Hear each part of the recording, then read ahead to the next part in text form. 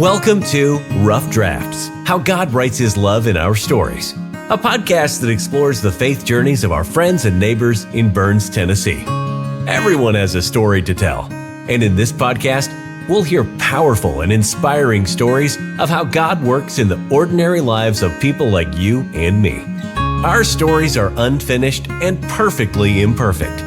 They are just rough drafts, a glimpse of what is to come because God is still at work, writing plot twists, introducing new characters, and bringing good even from the most challenging circumstances.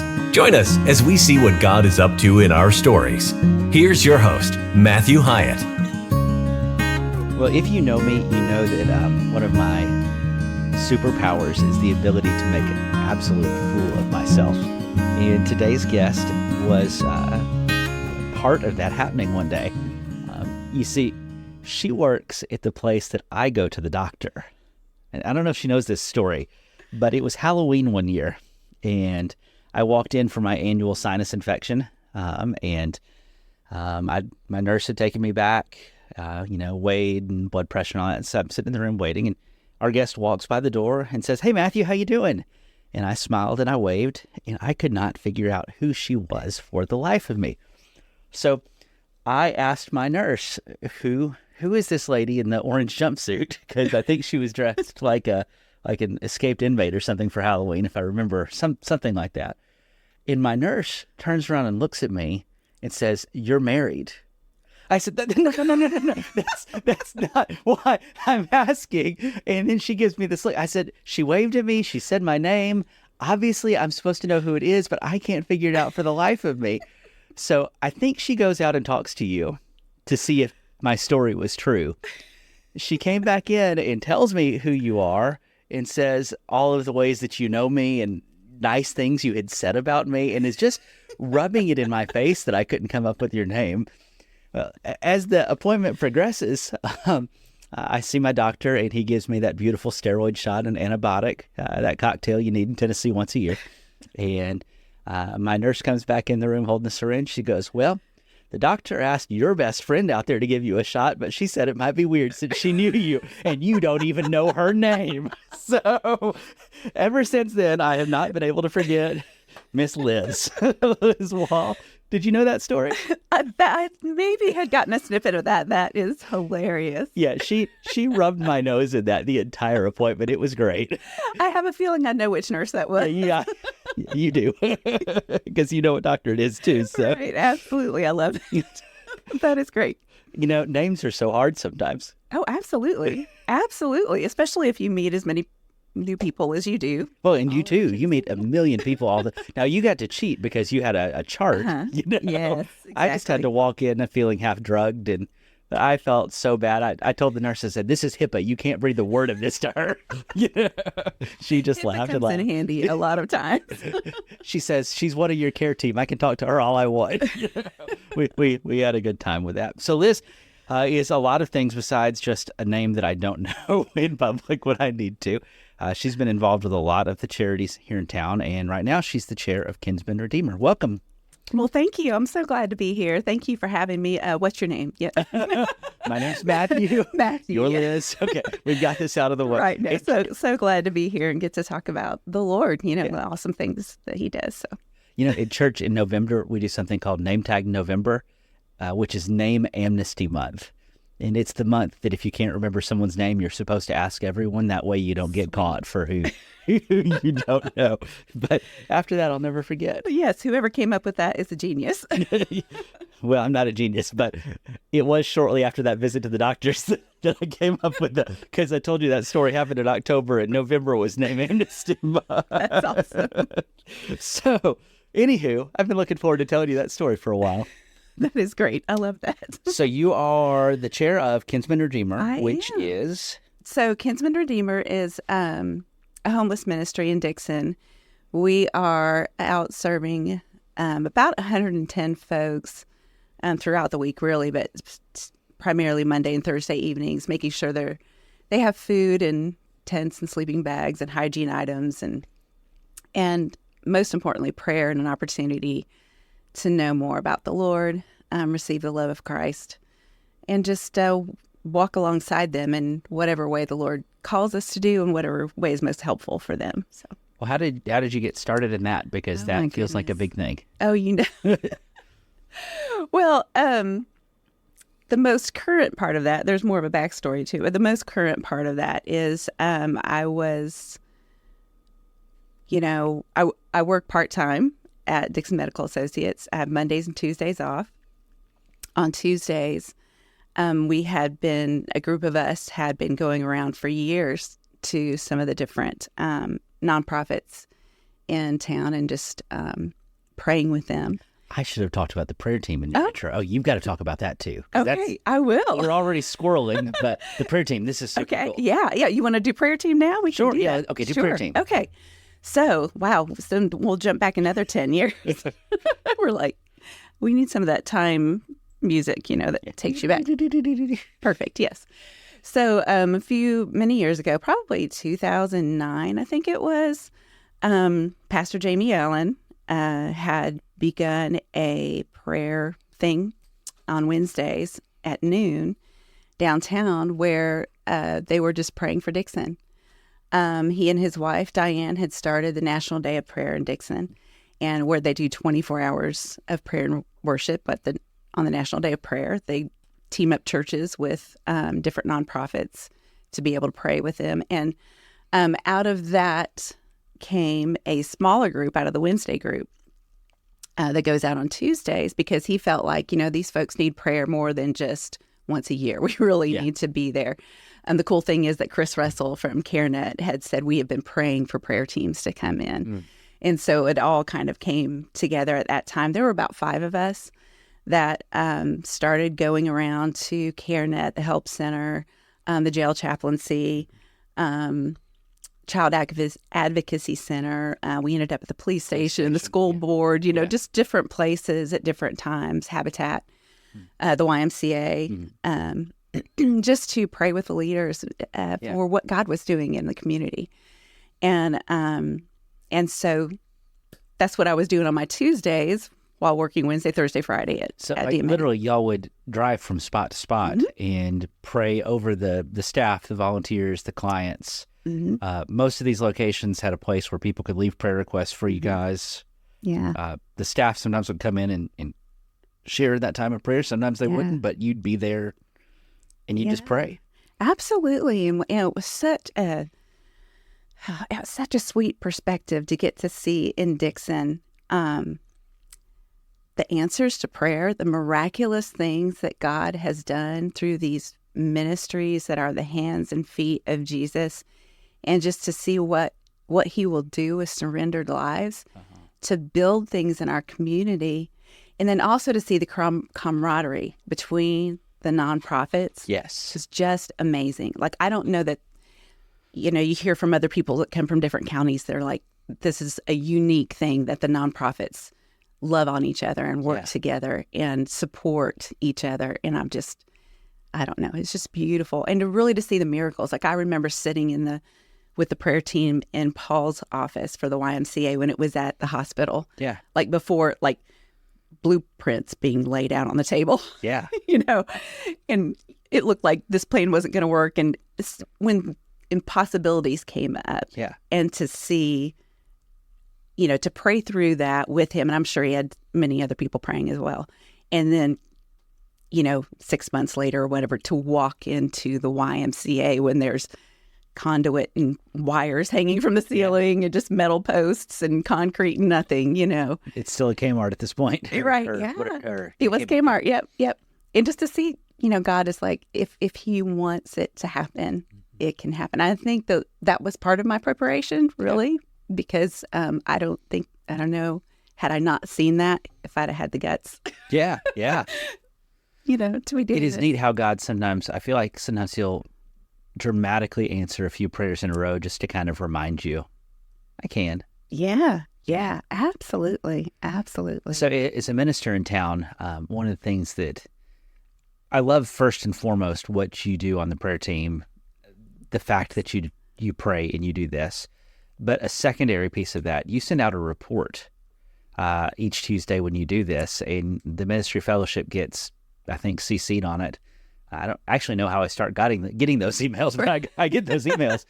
And usually on a Tuesday evening, I kind of get a report of the prayer needs for the charities in Dickson, and it's great to spend a few minutes. It multiplies what you do because you give me things to pray for. Yeah, it's that just cool. has been that was another thing. Pastor Jamie's great about dropping ideas. Let's do this or whatever. And so that was something that he suggested that we send that out to the ministerial fellowship.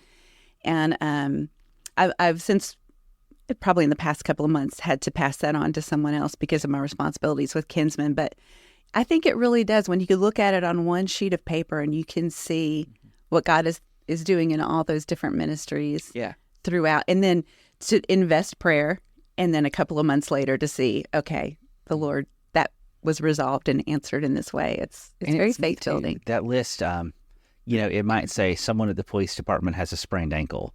Right. And it might say CareNet's thinking about expanding to take over the county of Dickson. It can be, I hate to say little or big because nothing's little to the person experiencing it, but you know what I mean? Yeah. It's a neat reminder. It's really cool. Yeah. Okay, so that's prayer team. Yes, that's the prayer team. Loved him. Prayer team leads us to Kinsman. Let's go back to that spot. Okay, so to that spot. So, actually on the prayer team, one of our originals, sweet B. George, I love her. If you know her, you love her. She's a prayer warrior in Dickson. She's in her 90s now, and she's been a sweet mama to me. And she adores Pastor Jamie, and she always has. And so she would come in and talk to us on Tuesdays about what Jamie was doing at their church, Church of Living Water. Yeah. How they were at the very beginning, they were like collecting leftovers and going out and serving the few people that they knew of in Dickson that were homeless. And she kept saying, when somebody's trying to nudge you, especially a mother in the faith, a little bit. And she kept mentioning it, and it just kept rolling in my mind. And I have a brother who was deals with mental illness. And so at one point, or at some different points in his life, he's been homeless. And so it's always been kind of a thing in my heart to serve. So anyway, I just felt like, you know what, I can go in on a Monday and slip in a casserole. Yeah. In and out. Yeah. That's because that's how you start, right? Right. That's how they get you. That's how they get you. Yeah. Yeah. So it was a wonderful thing. So I went in on Monday, started bringing a casserole, and there was a lady that was there, and a couple of ladies actually, who were homeless. Yeah. And they were the ones that were helping putting the meals together and stuff, but they were both disabled. Yeah. And we were serving, I think, maybe 20, 25 people at the time. So they were taking whoever's leftovers or what anybody brought and dropped by, and they were just figuring it out. Yeah, figuring it out, putting it in actually, we were doing like butter bowls, plastic bowls at that time, and just putting things together to send out. And I thought, man, these ladies this is hard for them. They need some help. And I thought, I can probably talk to a few ladies at my church, and we can probably take care of Monday and do like a whole meal, because it's only 20, 25 people. So we started doing that, made a team, and we're like, hey, we'll take Mondays. Not long after that, it was like we were serving 25 people. And then it was, like all of a sudden it was 35 people. And then it was 60 people. And I was like, surprise, we need some help. And so because of the prayer team and really some contacts that I had been able to make, in the community, started reaching out and saying to people, look, this is what we're doing. Would you like to be involved? Also, other people were just hearing about it. However, how word just spreads, and they were calling Pastor Jamie and saying, how can we help? And so we started to get organized from there and doing cooking teams, and then plating teams, and it just started to grow from there. And now we have several, probably 8 or 9 different kinds of teams that are serving. Yeah. So what are those teams? Yeah. So we did the cooking team. So we have people that sign up to get a menu, and they respond like on a group text, or group me is what we use. Yeah. What they want to contribute. So that's our cooking team. We have a couple of drivers that go out in Dickson. They pick up the food on Mondays and Thursdays. So that's our driving team. We've got the plating team. So they show up on a Monday and Thursday, and they take all the food that's been provided, put it in a plate, pack it in the coolers, get it ready to send out. Yeah. We have a delivery team. So our delivery team meets at the YMCA. We get together and pray together. We have a list of folks that we're going to visit, and so they will divide up the list, go out in teams, and serve people where they are in their cars, tents, campers, hotels, just around town. They'll go and serve them there, pray with them, do an intake on them, find out what their needs are. And then we have a connections team who follows up from there. Now, our connections team they're they are amazing right now. They're mostly women, retired women right now. We have a couple of men on that team, but mostly like the load of it is on a few, like maybe 5 women who are really helping them to overcome obstacles. So say somebody needs to go to the doctor, but they don't have insurance. So they're helping them to figure out, how do I get signed up with TennCare, Medicare, those kinds of things. They lost their driver's license because they were sleeping in a tent, or they just laid it down somewhere. Or their important papers got ruined, They'll help them get their driver's license, Social Security cards, get signed up for disability if they need it, get connected to mental health services. The help center is wonderful. Mm-hmm. They will allow them to use their office space to come in and do a needs assessment. Okay. So they'll ask them more about, what in depth, what are your needs, and try to find out what services they might be eligible for too, that we can get them connected with. They're the ones that get the call in the middle of the night, hey, my tent's flooded. What do I do? Mm-hmm. They're the ones that get that call in the middle of the night. Look, I lost my mom. They're the ones that are really just really walking alongside people. They're my heroes. Yeah. And, people talk a lot about homelessness, and there's a lot of, it's hard. Yeah. Because there's some stigma. Mm-hmm. There's mental health issues that come along with it. There's substance abuse issues that come along with it. There's a hot mess. And then there's a fair amount of not in my backyard type stuff that's like, you can be homeless, but not here. Yeah. And then everybody says that, and that's a thing. And then there's some public safety and public health. This is a complicated issue. For sure. But I really love hearing about this connections team, because that's the stuff that changes, a meal is a Band-Aid, but don't get me wrong, it's a really important Band-Aid. Yeah. That's not putting it down, but these connections people are doing stuff that can be game-changing, community-changing. Absolutely. Yeah, we always say the meal is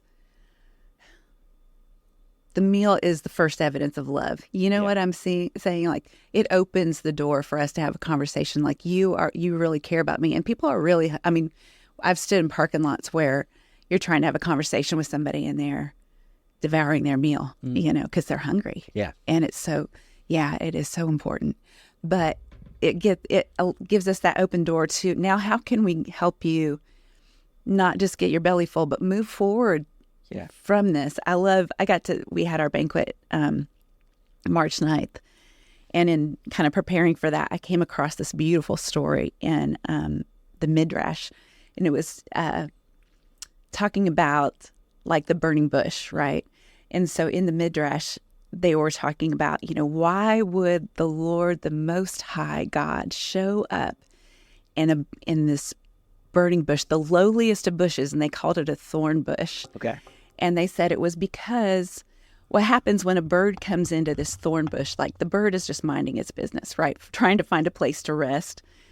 The bird lands in the thorn bush, but it can't get out on its own. Yeah. Like if it tries to escape on its own, it's going to tear itself limb from limb because of the nature of those thorns are so huge. And so in the Midrash, they were saying it was God showing that, was concerned about those who were in slavery in Egypt. And he was going to be the one to come and rescue them out of that because he knew that they could not get out of it on their own. Yeah. And so that's what we want to do. We want to, there is a place in poverty where you're not going to pull out of it on your own. Right. You've got to have somebody to come alongside you. Well, the bootstraps is a myth. Yeah. You know, pull yourself up by your bootstraps. That's cute. Nobody does that. Nobody can do that because where'd you get the boots? Yeah. I mean. Yeah, absolutely. And one of the things we see the mentally ill, we see the substance abuse. A lot of that comes from trauma, family trauma. They don't, not all of them, but a lot of them don't have a good family support. That's not always the case because even in my families, you know, my brother, he would have had all of the support, but sometimes families can't help because it's not received from families. So there needs to be somebody else that will come along that they can receive from. And so sometimes that's us. But one of the things that was most surprising to me was the amount of elderly disabled that just what they were making with disability benefits is not enough to, in reality, pay their rent and their medical bills. It just wasn't. And then if they don't have family support, you know, it's very sad to see an elderly woman or man in a vehicle living out there because they just cannot afford it. And we came across that a lot more than I expected. So it's a variety of issues, you know, that we find out there that people are facing. And I always tell people it is the most humbling thing to stand in front of somebody that needs everything and to, you know, presume I've got an answer for you. Because like you said, it's so complicated. Yeah. Everybody's story is different. And I think there's a lot of fear because a person who lives in a tent doesn't act like or smell like or dress like most of the people who come to church on Sunday. Yeah. So there's and knowing how many have substance abuse, mental health issues, I think a lot of people are scared to do anything. Yeah. Have you run into that problem? Is that Absolutely. Absolutely. And, you know, we try to be wise. We do our best to, you know, have groups and teams that go out. We try to be aware of who it is we're serving. But at some point you do have to kind of throw caution to the wind a little bit. There are a few people, I mean, unless someone, you know, puts them in their car and takes them to the Social Security office, unless somebody does that, they're not going to get there. Yeah. You know, they can't walk it. It's in Clarksville, you know. And I think the fear is drummed up from what you see on television. Yes. You know, I think there's just this myth that people think that homeless person's going to murder me or something like that. They're not. Just like the other people in Walmart aren't going to. Yeah, you know, I don't want my daughter going there. She's 8 by herself. Yes, correct. But like I don't know. We let fear and what if keep us from doing way too much stuff. Absolutely. And how did Jesus do ministry? Yeah. Really, if we put that barrier, if we allow that to be, we can, you know, what kind of lost people are we after? Yeah. You know, is there a certain kind of lost people that we're are after beyond the well-dressed, nice ones. We want the ones who'll donate to church. That's what we want. Exactly. You know? Right. Are we going to, even in our churches, are we going to be too cautious with that kind of lost person? Yeah. You know, or even like you said, that not in my backyard. Like, that's why I say our Connections team is my heroes. They are like those good Samaritans that will say, you know, what if I do get hurt? If I get hurt doing God's business, have I really lost? I mean, you think about our missionaries and the things that they're doing. That really is what this is like. It's like, you know, it's home-based missions. Say that again. If I get hurt doing God's business, have I really lost Have I really anything? lost anything? Yeah. Yeah. I mean, I think we need to live on that idea a little bit more. I mean, I get responsibility and prudence and wisdom. I'm for all the, I Me know too. you are too. But we can't just be paralyzed by what could go wrong. That's not a Christian virtue. Right. One of my key verses I camp out on, 2 Timothy 1:7, God has not given us a spirit of fear, but of power and of love and self-control. We're not chicken little people. Yeah. We are more than conquerors. So let's act like it. Absolutely. You know. So talk to me a little bit about homelessness in Dickson. You know, you go to Nashville, you go downtown, and every intersection, you'll see somebody selling a newspaper. You'll see people sleeping on a park bench. You know, you see the big homeless encampments in Nashville. There was the one behind Lowe's and Walmart on Charlotte that was all over the news. You know, in Dixon, I drive all over Dixon all the time. You'll see one person with a cardboard sign, maybe two. So it's really easy for people to think that there aren't homeless people in Dickson. Yeah. Obviously, that's not the case. So tell me what the case is. Yeah. Yeah. So actually, to go back to kind of the beginning of Kinsman, so Pastor Jamie and was working Uber and Lyft. Okay. And he was going to Nashville. Yeah. And he was he would see that everywhere he went. And so he told Diane, he was like, I can't not do something. So Yeah.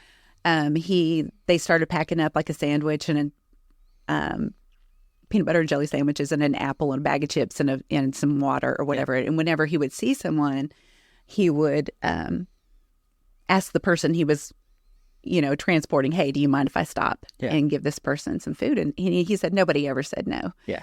And so he would stop and give them some food and just talk to them for a minute. And then he got a call from somebody who had met a man who was staying in his vehicle at one of the local parking lots. Yeah. And it was going to be cold. It's going to be very cold. Yeah. And he called Jamie and said, hey, I heard about what you're doing. Is there any way you can help this person?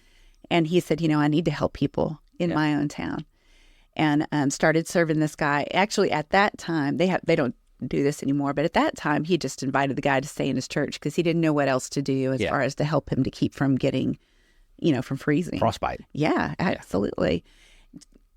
Made a relationship with him and asked him, hey, do you know anybody else that's like you out here? And he was like, oh, yeah, there's a lady over here. There's a guy in the woods over here. There's, that's how we started making our connections. But as far as what does homelessness look like here, a lot of our people work.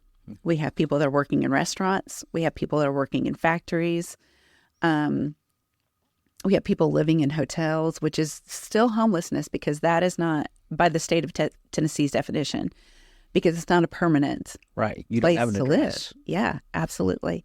And so our folks that get kind of caught in the hotel system, so they are paying more. My husband and I paid off our house now, but before then they were paying more a month than our mortgage was. Yeah. Because once you add up what you pay weekly, it's like, I don't know, I want to say it's like $1,200. I'm not sure if that's right or not, something around there. Oh, and it's gotten worse and worse over these last few years. You know, Absolutely. used to, it wasn't that hard to put somebody up in a hotel that was okay for $50 in a night. Yeah. That's getting way harder to do. Absolutely. Absolutely. So they kind of get trapped in that hotel system. They are afraid to be in their car or their tent in order to save up the money or whatever. And then we have our people that, you know, something catastrophic has happened with their health, with the place that they were staying. You know, they had not altercation, or they had something go on, but their landlord or whoever they were living with. Sometimes there's a domestic, and you can't live where the person who hurt you was. Yes. And even on the other side of that, if you're accused of a domestic, you can't be where you're. I mean, so somebody's got to live somewhere else. Yep. Yeah, that kind of thing happens all the time. Just, you know, like we have a girl right now who is in a tent. She's been doing awesome. We're so proud of her. She's been working at a local factory. She came in as a temp, moved up to management position. She's trying to save up to get a place to live. Well, then she breaks her hand, and she's mandatory. They say you have to take off this amount of time, and it just like throws you back, you know. I mean, but things like that happen with people, and if you have any predisposed whatever to substance abuse or mental health issues, you know, anybody's going to have a hard time with that. Let's say that you have major depressive disorder or bipolar. Let's say that you've been sober 60 days and that happens. Wow, now I have time and sadness and isolation. I mean, this is the recipe for relapse. This stuff kills people. Absolutely, for sure. And even our, one of our sweet ladies from the beginning, she was working a great job. She was working on computers, had worked on computers all her life. I think she worked in medical collections or something like that, and had a stroke. Ugh. And so she couldn't see out of one of her eyes. She had congestive heart failure. She kept having heart attacks. All of these things were happening. It's like she could not work anymore. Yeah. And she was already working living paycheck to paycheck. And then she loses that. Right. And Didn't now have she family got some ER support. bills. She's got, Absolutely. Was living in her van, for a long time. It took us a long time to find a little better situation for her. So I don't mean to be too specific here for privacy's sake, but where are homeless people in Dickson? we get that question all of the time. And really, they're kind of everywhere. Yeah. They're in the hotels. They're in their vehicles, and then they're in their tents. And there's not like there used to be this idea that there was a tent city, Yeah. and that really is not so much because when people are discovered, they're often asked to move. It's again that Well, not in Tennessee my backyard. changed some laws in the last couple of years to basically make It's a felony. a felony to be Felony. camping on public land without approval. Yes. Rather than this being trespassing, let's move. I mean, I don't want to be political here, but that law is idiotic and unjust. Well, the thing that makes that difficult is now you have a felony on your record. So when you try to get an apartment, you're going to be the first one that's passed by. By definition, this is making the problem worse. Ab- I'm not saying that people should be able to sleep on anybody's land. Like I think there's some. I think there's a reason we should have some trespassing laws. I'm okay with that. Don't misread me, but Right. this criminalizing to the degree of felony is. Right. I think our legislature ought to be ashamed of that. Yeah, that has made it. It has made it very difficult. It's caused a lot of fear for our folks, and honestly, our people don't want to be where they need to be where they can walk to things. Yeah. But they don't want to be out in the open. They don't want to be where they're not wanted, and they know it because they understand that means I have to uproot my life. Even if I have to go to work today, I've got to make sure my tent and all of my belongings are Down and hidden and yes, because if I get arrested, I lose all of my things that I've got in this tent. So most of them, they don't want to be a nuisance to anyone because they don't want to be uprooted. it's just so hard. Yeah. And then with the mental health issues and we have had several people battling cancer. Like even, one of the places that we would go and pray with is a Dickson Community Clinic. Yeah. And I remember them telling us one time, people don't come here until they're very, very sick because they can't afford medical care, so they don't get it. And so by the time they walk through their doors, they're very, very, they've got cancer, they've got uncontrolled diabetes, blood clots, all of those difficult things. And that a lot of times is a part of the homeless situation too. They don't have regular medical care, so they end up very ill in some cases. It's miserable enough, for you and me. If I go on vacation and I get a man cold, it's no fun. Leslie and I were doing a study abroad course a year or two ago, and I finally got COVID. I got COVID overseas. Oh, no. Yeah, it was just miserable because, you can't buy your brand of, you have your Mucinex and your Tylenol and your Benadryl. And, you can't find the stuff. Imagine what it's like to be dealing with the effects of chemo. Oh, yeah. And sleeping in a sleeping bag outside. Yeah, for sure. And to have to get to your daily radiation treatments. That's one of the other things our connections team has done too. Like we've had people who've needed to be at their appointments every day. And so they will go and pick them up and make sure they get there. And then you think, okay, like you said, I'm dealing with those effects, but there's not a bathroom nearby if I'm nauseous or, whatever. I can go puke on that tree. Exactly, by myself. And then we had, one guy with mobility issues, like he could barely walk.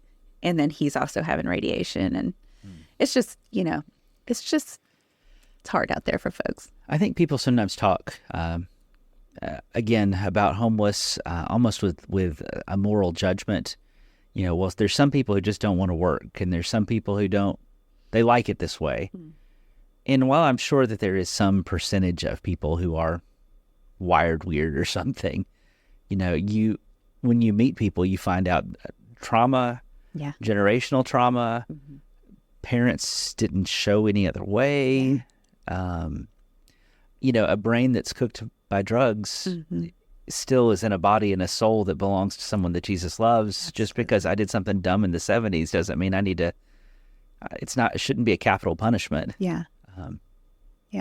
Yeah, absolutely. And we, I also think we do come across, that is like rare. I could probably say 2 or 3 people, 4 people maybe, that are like, this is the way I live, you know? But even that, I think, is just a coping mechanism. Like at some point they were like, I'm just going to make peace with this is the way life is. And the reason I bring that up is, if I talk about this in a class at church, this church, any other church I've ever been to, somebody's going to say, well, some people just like that. Yeah, I'm sure, but we're talking 99% don't. Right. Or whatever. Right. Don't let the bad apple ruin the bushel for you. Yeah. And sometimes it's lack of choices. Like I'm going to decide to make the best of it. Yeah. And, being poor is expensive. I saw this presentation a while back. It said, when I buy toilet paper, I get it at Costco, and I get a good deal for 4,000 rolls or whatever it is that you buy, And when I buy chicken, I buy a 5-pound bag of frozen boneless, skinless chicken breast. And, gas prices went up today. I'm going to wait to fill up my tank. Yeah. Because I can afford to put a full tank of gas in my truck. But if everything you do in life is at the Dollar General and the gas station, if all of your calories come from gas station chicken biscuits, well, those aren't healthy choices. Well, great. What do you think they were going to do? Put it in the refrigerator that's plugged into their tent? Right. I mean, what? If you've never done one of the poverty simulations, there's several good ones. For UT Extension does it. Yeah, I think they do. It's a really good program. I've been working during those, but I'm going to have to take next year off or something. Yeah, you got to go. I do need to go. But yeah, and even like, that's one of the things we run into in the wintertime. People use their gas for heat, like in their car. That's how they stay warm.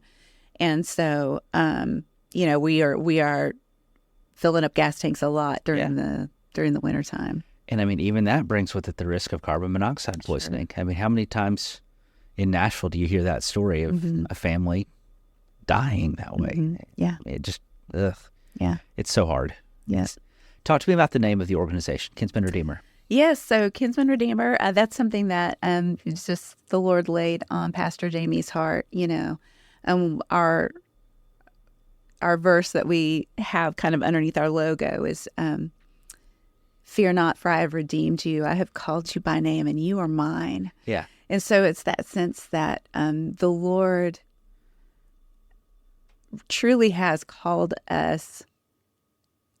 I can just, the way it feels to me is that, when I begin to have that tug into this ministry, seeing all the things that the Lord has been doing in Dickson, and there being that, there have been other wonderful groups who have kind of been out there too, and God bless them. But for us, it was just like, there's this group that you could just feel the Lord's heart on them. You could feel that draw, like that He wanted to go after this group that was the least, the unseen, the difficult, the easily rejected kind of folks. And we really have always felt like we are just chasing Jesus' heart out into the dark and the hard places. The desire of His heart is to show His goodness, to let them know that He sees them. He knows where they're at. He knows what their needs are. They're not forgotten. They're not invisible, Yeah. And that's how it's always felt to me. Like he wants to be that kinsman redeemer, that one that comes alongside and says, I will match myself with you. I will put myself with you and walk alongside you and bring you to a better place. That's super cool. Yeah, that's a great name. Cool. Okay. Wasn't there a story where when y'all started setting up your website, if you Googled you, there was some awful group or something. Was that a thing? Do I remember that? Yes, you do. Was it like a racist group or something? Oh, yes. So if you Google Kinsman Redeemer, it's Kinsman, by the way, Kinsman Redeemer, and you get something different. We are not a white supremacist dating group, I promise. It was a dating group? Was it really? Which is so weird to me, because if you look what a name. I know, because in the book of Ruth, where the Kinsman Redeemer is most talked about, like that was an interracial couple. Boaz and Ruth were. Oh, that's beautifully ironic. And I'm like, what? Racists do really dumb stuff. I mean, it just. Yeah, so we love every shade of people. We know that God is creative and he loves variety. And so, that wasn't us. Good grief.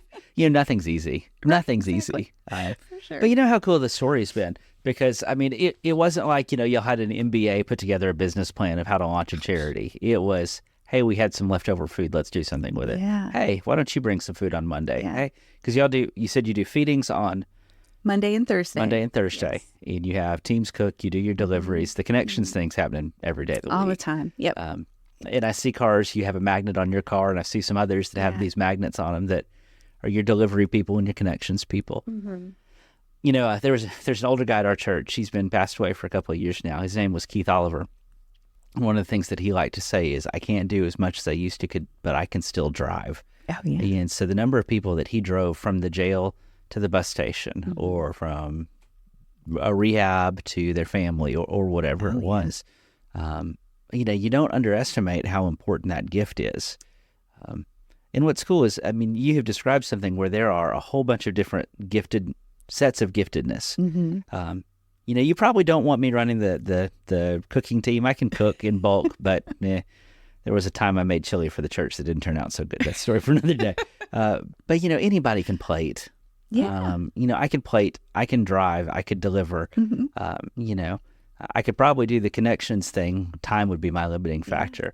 Yeah. There's a place in finding a place in ministry. There's a diversity of gifts, but one spirit, right? Absolutely. That's really cool. Yeah, we have a sorting team, so we have lots of donations that come in, and so that is a perfect place. A lot of times we'll have, people will call and, how can my high school student get, volunteer hours? Well, the plating team, sorting team is perfect for them.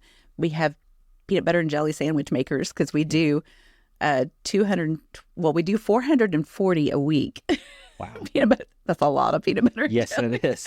So we've got teams that do that, and we have an evangelist team. So, on a Thursday, Pastor Jamie and a couple guys, one other gentleman and his daughter right now, we'll ask the Lord, okay, who is it that you want us to spend time with? They'll take somebody out and say, hey, what's your favorite restaurant in Dickson? Cool. Sit down with them and really hear their story. Yeah. And, how did this happen? Where are you at? And they'll talk about, what traumatized them and the different things, really let them, and then find out where God was at for them in that time, and then walk them through the process of, did you see God through those moments? Yeah. And, do you know God? This is what God, do you know what God has offered to you in the gospel of Jesus Christ? Yeah. And really make sure they have a good understanding. Because I think in America, we all think we know what Jesus did, but do we know Jesus? Hey, in the jail ministry, a lot of times when I walk in for we call it doing church, I'll say, what do you guys want to talk about today? And not many years ago, somebody said, I know it's nearly Christmas. I don't think I know the story about how Jesus was born. Wow. And so I got to talk to a guy and tell him the story of the birth of Jesus. It felt like the Charlie Brown Christmas special, it was just so cool. But, you think everybody in Dickson knows. No, they don't. No. And, I think too, one of the things, we did a volunteer delivery team training, everybody we're starting now that everybody needs to go through orientation and we need to sit down and talk to them about stuff. And one of the things I told them is, we don't ever want to get to people at that point where we're just saying, hey, are you a Christian? And they say, oh, yeah. Because they want, a lot of times their mind is focused on that food, give me the food and stop this conversation and we'll move on. Whatever I have to say to get food. Exactly. And we don't ever want to be that way. If we want to talk to them about the Lord, we want to pray with them. But if they're getting close to, like, we don't ever want to just pray the prayer of salvation. We want, just because how do I want to say this? We want to make sure they have a good understanding. And rather than them saying, oh, yeah, sure, I'll pray the prayer. If they are at that point and we feel like in our spirit, okay, they don't have a good understanding of that, or maybe they're not really at that point of surrender yet, I told them, don't pray that prayer with them yet. No. Let's walk with them with that for a little while. Let's talk to them about Jesus, because we don't want anybody to have a false sense of security and then stand before the Lord and him to say, I never knew you. Yeah. Whether it be our recipients or us. Yeah. I mean, that's how I feel at the church camps I've been involved with. Several of them had the tradition where they would have altar calls basically at every service. And I worked to get rid of most of those, and people got mad at me. Yeah. And, oh, you don't want these kids to be saved? No, that's actually, I want them to be saved. That's why I'm not doing this, because, you keep a kid up till 11 o'clock, 4 nights of church camp, turn off the lights, sing the right song, and tell them the right sad story. You can baptize every kid in camp twice. Yeah. I don't want this to be manipulative. Yes. I want this to be meaningful.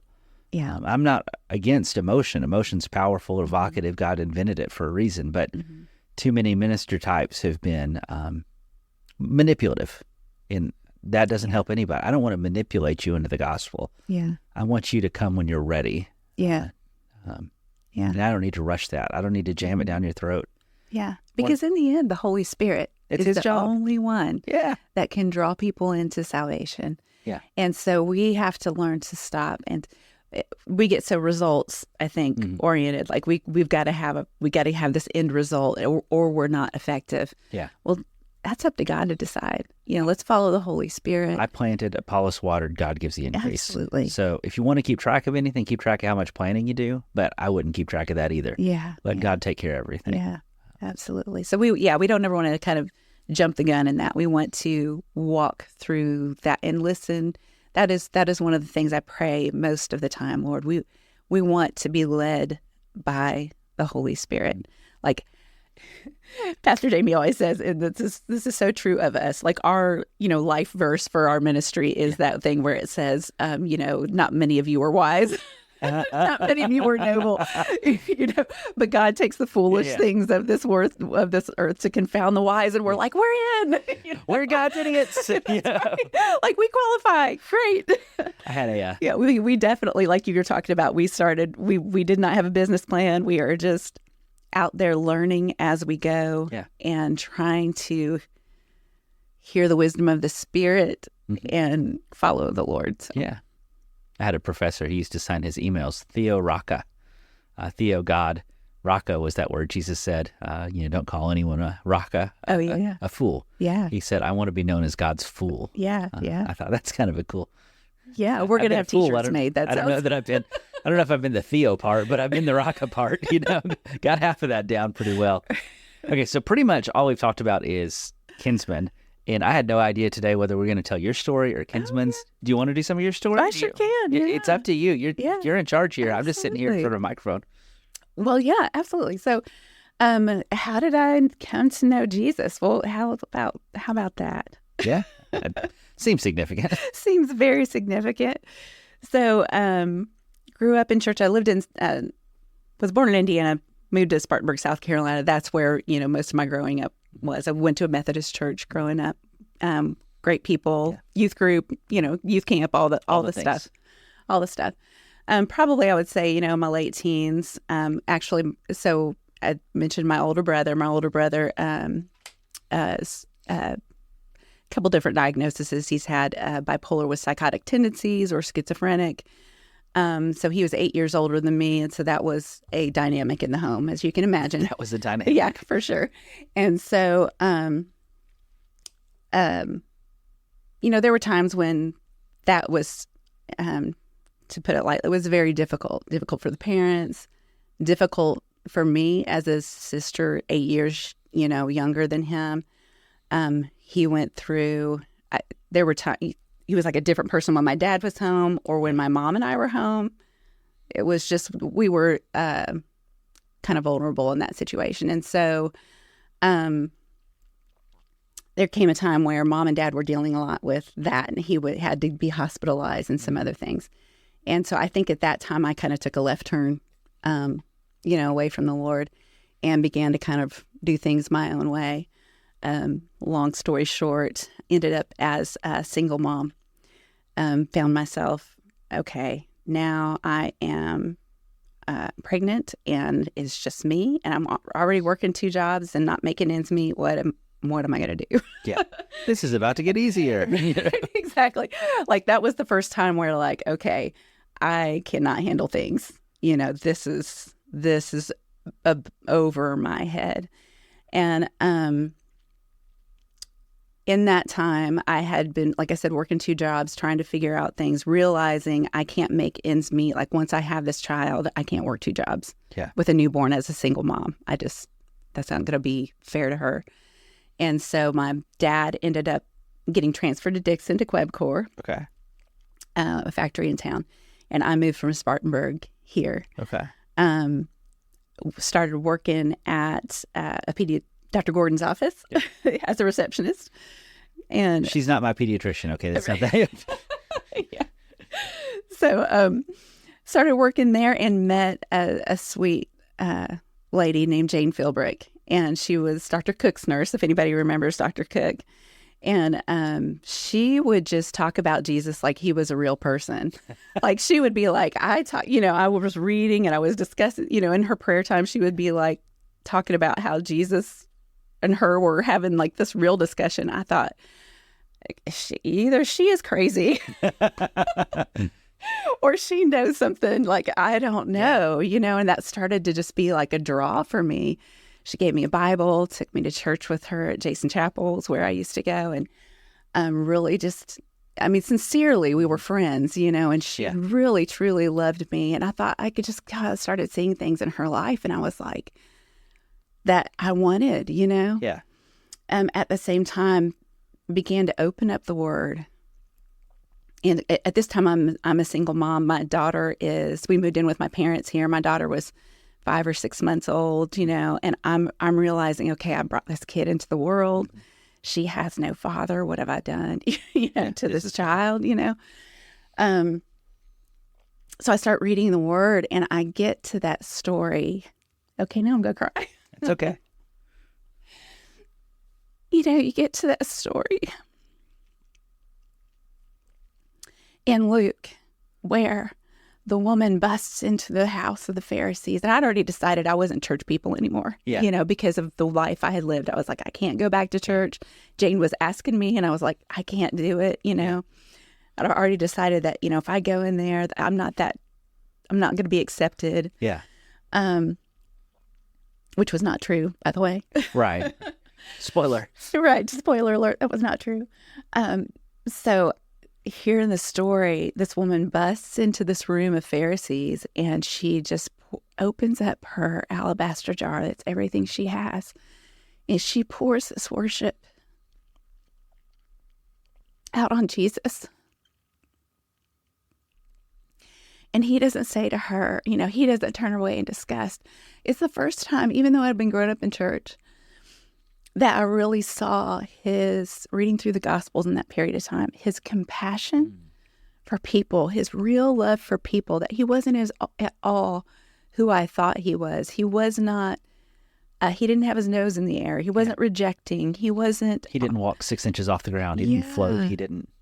Yeah, he loved people and he accepted people where they were at and had real love for them and just really began to experience the love of Jesus. About that same time, I had a dream. And in this dream, I am walking along with this man, and he was bearded, but he was like in jeans and a jean jacket. Okay. And we're oddly specific. Yes, it was very weird. So we're walking along this river side, and I could tell it was probably summer, probably 6 or 7 o'clock at night, like the sun was getting ready to set, and we come up on this beautiful white dock. And I just remember in this dream walking alongside this person and thinking, I've never experienced love like this before. Like there was that conversation. He was not only just talking, but he was listening to what I was saying. And he truly cared. And we were walking along, and we sit on this, you know how on some fishing piers, like when they're wooden, they have that little corner seat. They've got like a seat, then they've got a corner there. Yeah. And so he sits down on the corner and he throws his arm up. And I remember sitting kind of underneath the crook of his arm in the stream. And I remember just having this heart-to-heart conversation with him. And then I looked up, and there's all these people, and they're like having a great time. It was almost like a church cookout, beachside kind of thing. People running around in their bathing suits and having fun. It was just like a kid, kids having fun. Yeah. And my thought was, I was aware that there was going to be a boat that was going to come along for some reason. And these people were going to get on this boat and they were going to go. And that's what they were waiting for.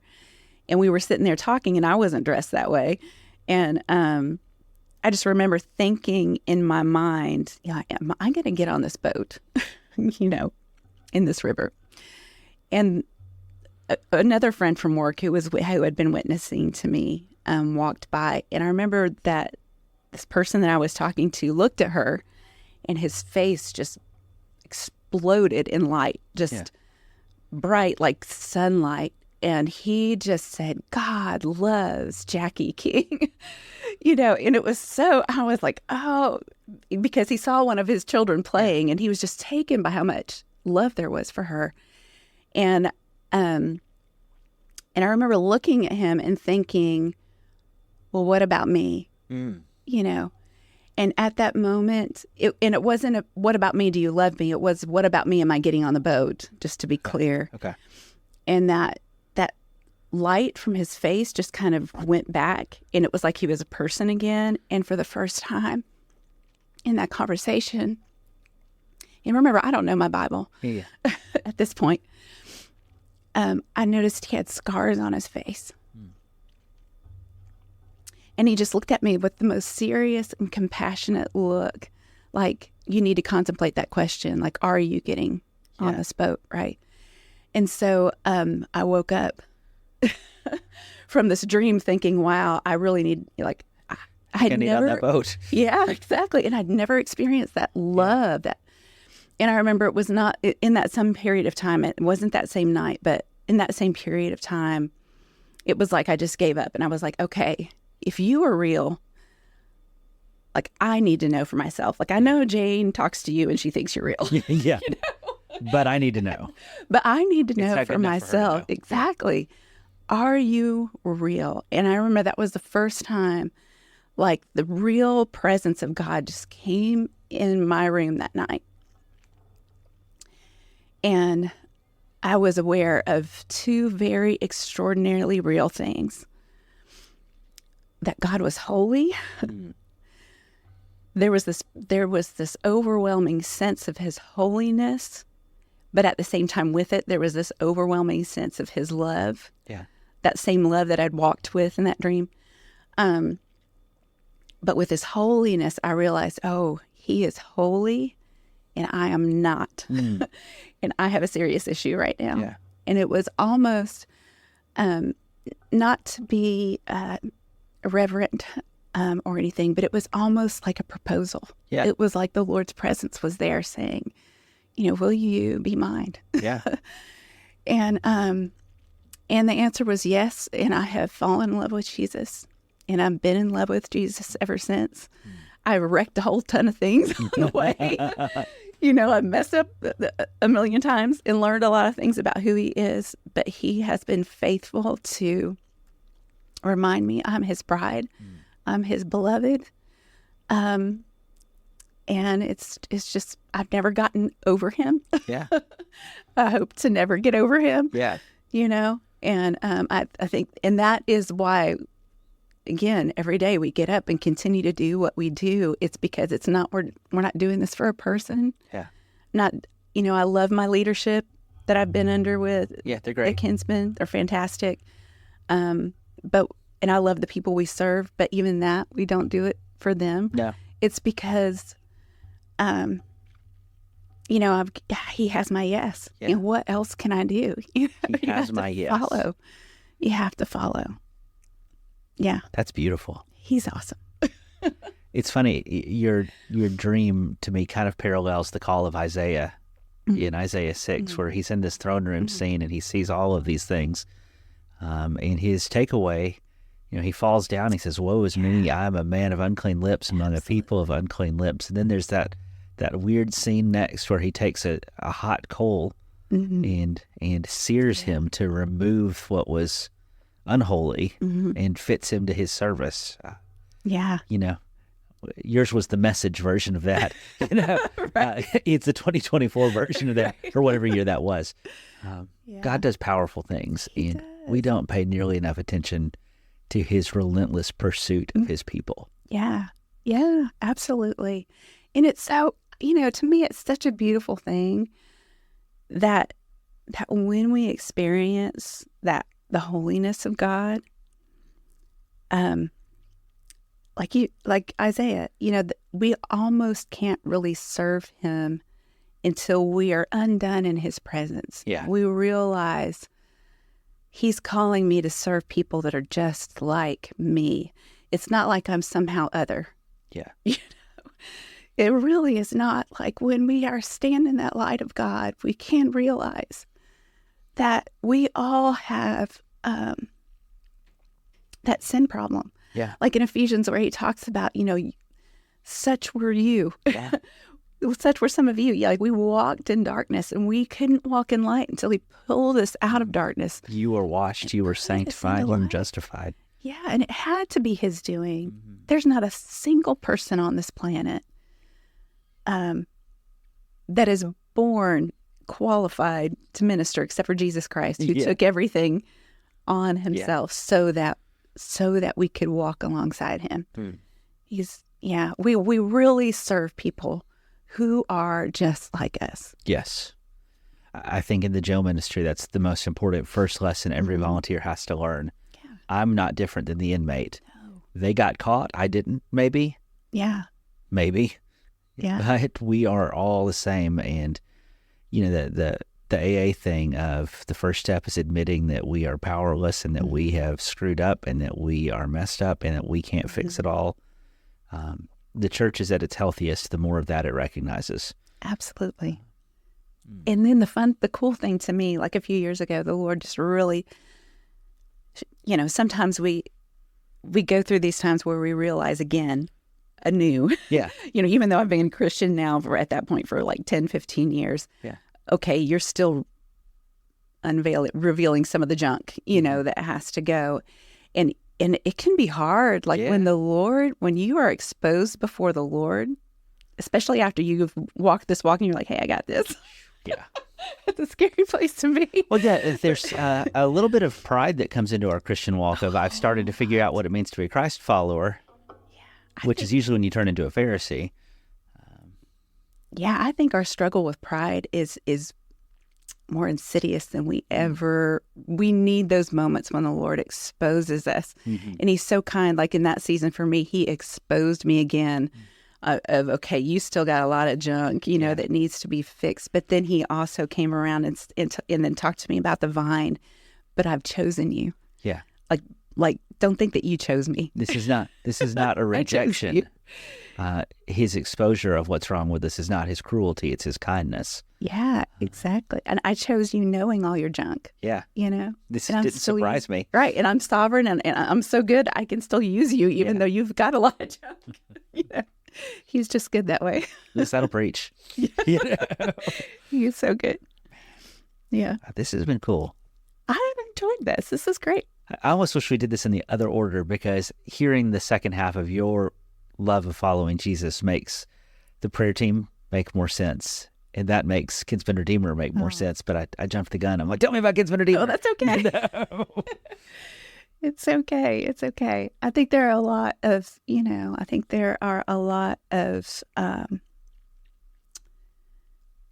people that we walk among who have that love of Jesus. That's a perfect place to start your journey serving wherever it is. Yeah.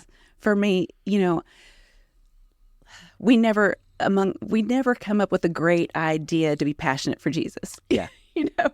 We delight yourself in the Lord, and He will give you the desires of the heart. So Yeah. He is the first one that plants that in your heart. So when I talk about like his heart is out there in the street, that's where it is for me. But for somebody else, it's going to be at CareNet. For somebody else, it's going to be at the Help Center, or the jail ministry, or, in your local church, it's going to be with widows or mothers or whatever the call is. He's going to, when we delight ourselves in the Lord, He is going to put that burning desire for whatever He's created that specific person. And I think we need to spend a little more time discerning those things, listening, what did God give me a burden for?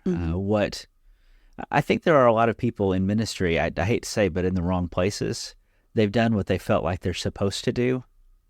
There are so many people that would be amazing Sunday school teachers, but they don't know it. Yeah. And they've never tried it. Yeah. The reason I did jail ministry is because Tom Todd asked me to. And when I thought about it, you're probably going to roll your eyes at me. Sorry, Tom, for what I'm about to say. But the 2 or 3 people I knew that did jail ministry were Tom Todd, a guy named Pat Wagner, and they were people that I thought, these are really good people. I want to be like them. And then my second thought was, those guys are both pretty old. I don't see anybody who's under 50 doing this. If there's going to be a next generation of this stuff, maybe I need to say yes. I'm not trying to make myself out to be a savior or something. No, not at all. But it was, I felt a burden because of those things. Somebody needs to do this. And how come all of our volunteers are 70 plus? And look, I also get life cycle and jobs, right? It's hard for a lot of peers my age to do some of these things because I'm fortunate to have a ministry job. So the church is happy when I go to the jail during the middle of the day because that's part of what they want me to do. Yeah. But, I understand when you're at factory, they're not real happy if you walk out in the middle of the day. They're kind of frown upon that, actually. But, there's different seasons of life for these different things. Yeah. And one of the reasons I really like so on this podcast, I've tried to have several of the charities tell the story of their charity. So you heard some of Margaret, you've heard Renee. Paul needs to come back and do one too. And there's so many other charities in town too. Oh, I want people to just dream about what happens if you say yes to God. Because there's stuff that God is waiting to invent until the person He's made for it says yes. Yes. And every cool thing, somebody invented the Bible app. That's cool, isn't it? Like cool. Somebody invented the soup kit. Christians invented the hospital. And I look around the world and I see all the stuff that's broken. Christians have been God's answer to every societal ill. And in my opinion, we've made the mistake of thinking the government is going to do that. And they're never as good at it as we are because we actually like the people. Yeah. And we're empowered by God. Yeah. And we're called to do it. The grace is upon the church to do those things. And grace is not just to cover our sin, but to empower us to do the calling that God has created us for. Yeah. Yeah, for sure. And I think there's a lot of problems in society right now. Every young family I know struggles with the cost of childcare. Yeah. What if Christians stand up? And some of the churches have childcare centers for that reason, but there's more need. Yeah. Education is a constant problem in our society. Absolutely. What if Christians stand up? I can't tell you how many people in our church are struggling caring for aging parents, and they don't know what to do because it's hard to coordinate insurance and home health. And you get a home health nurse, and they come twice, and then they quit. And then you get another one, they come twice, and they quit. And I'm not bashing anything here. Right. But what if the church, every ministry you know of, started because God put something on somebody's heart, and they said yes. Absolutely. So what's God putting on your heart? Yeah, absolutely. And I'll tell you something exciting. I don't know how much time we have. I'm going to just keep rambling. Yeah, you don't stop me at some point.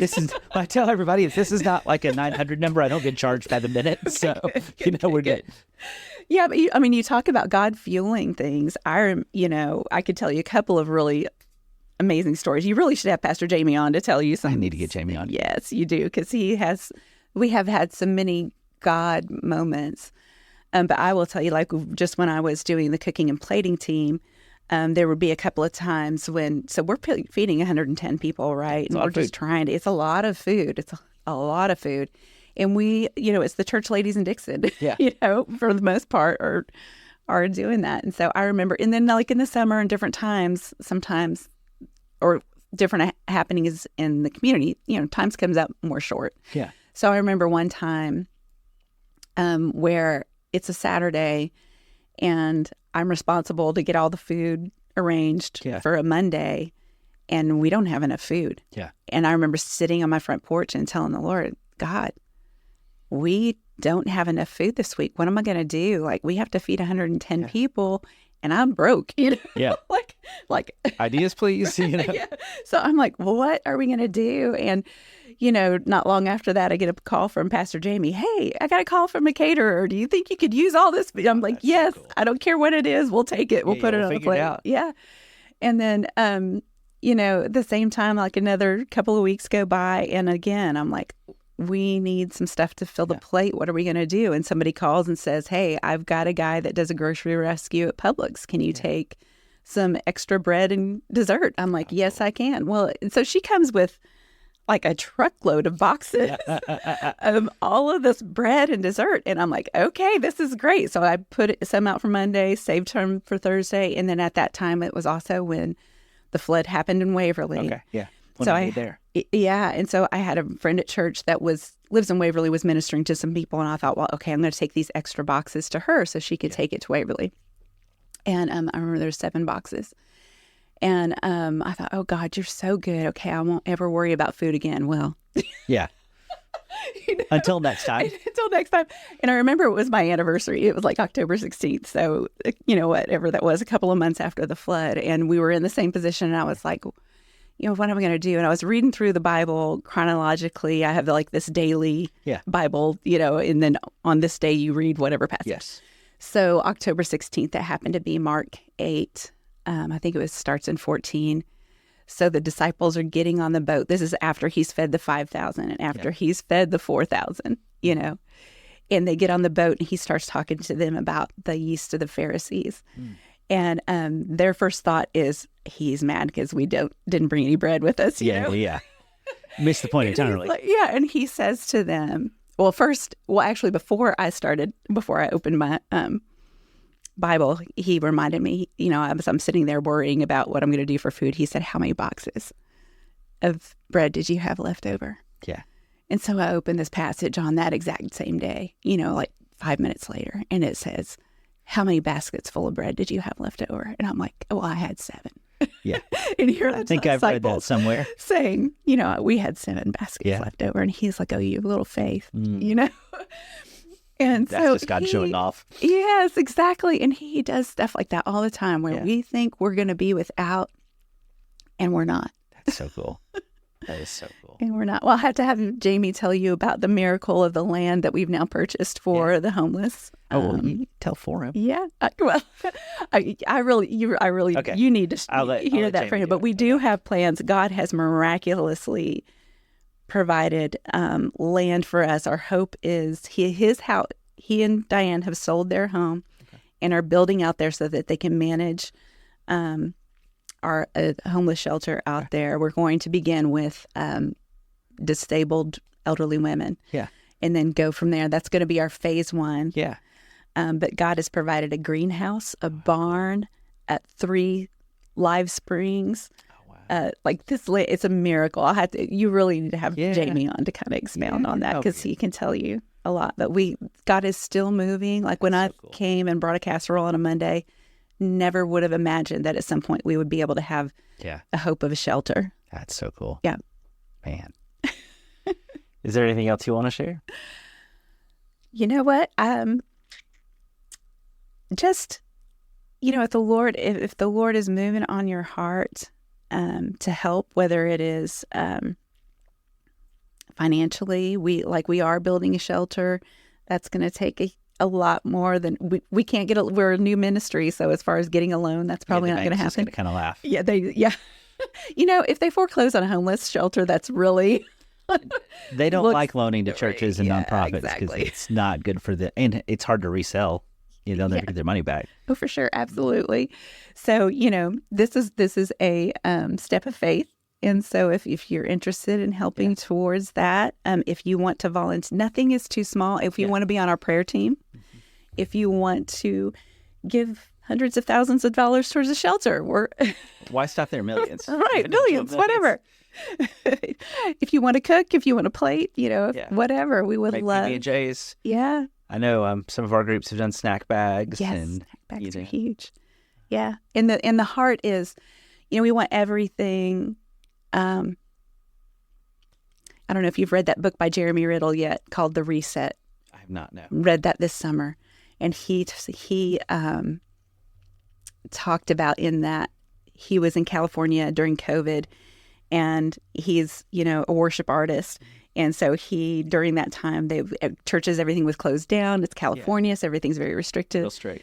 The Lord took him aside during the season and said, even though he's a very well-known artist, he was like, you are not a worship entertainer. Like, you're not an entertainer. It's like you reminded him he is a worship artist. Like, he renewed that call of a Levite on his life to truly usher people into the presence of God, because that's what he's called to do. And, at the same time, the Lord was reminding me, we are not a nonprofit. We're a ministry with nonprofit status. So our heart is for every segment of all the volunteers. Not that we don't welcome others, but of course. Yeah. But our heart is for everything to be saturated in Christ, led by Christ, moved by Christ. So if you're putting snack bags together or whatever, we want every part of it to be prayer covered and anointed.